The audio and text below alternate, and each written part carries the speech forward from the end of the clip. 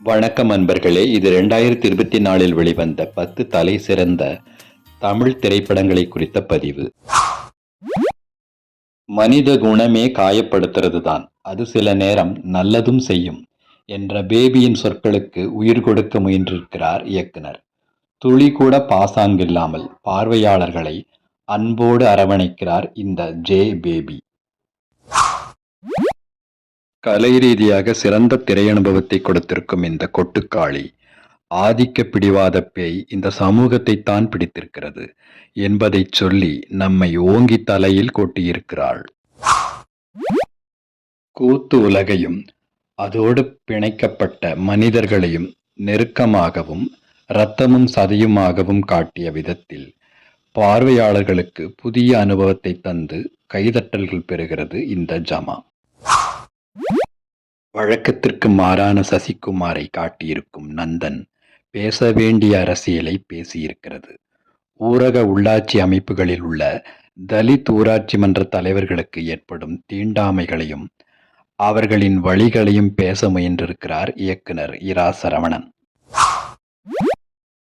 வழக்கமான அதிரடி கதையில் கொஞ்சம் மாற்றம் செய்து சூரி சசிகுமாரின் இணைப்பில் மிரட்டியிருக்கிறார் கருடன் பட இயக்குனர்.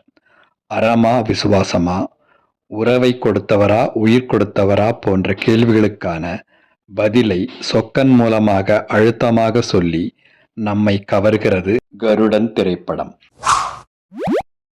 பேரன்பும் பெருங்கோபமும் கொண்ட காதலனால் ஒரு காதலிப்படும் துயரங்களும் முறிந்த காதலை காப்பாற்றிக் கொள்ள காதலன் நடத்தும் போராட்டமும் தான் இந்த லவ்வர். ஆழமான அரசியல், அதிதீவிரமான திரைமொழி என்று மீண்டும் சாதித்திருக்கிறார் வெற்றிமாறன்.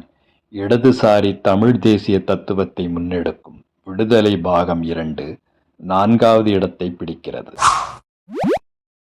ஓர் இரவு பயணமும் அதனுள் நிகழும் சொந்தங்களுடனான ஒரு பெருவாழ்வும் குறித்த பதிவே மெய்யழகன்.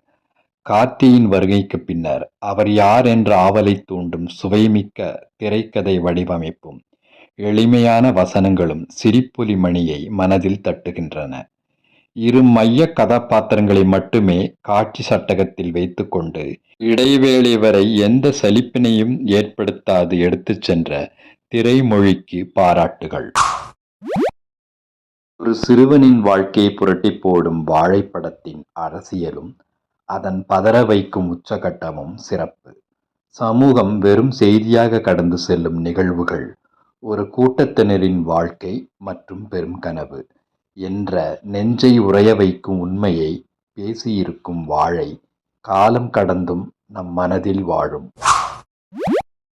ரப்பர் பந்து உணர்வுகளை வைத்து விளையாடிய ஒரு யதார்த்த கிரிக்கெட், சிறப்பான திரைக்கதை, தேர்ந்த நடிப்பு, தெளிவான அரசியல் என திரையை அலங்கரித்திருக்கும் இந்த ரப்பர் பந்து வெற்றி கோப்பைக்காக எல்லையை தாண்டி அடிக்கப்பட்ட ஹெலிகாப்டர் ஷாட்.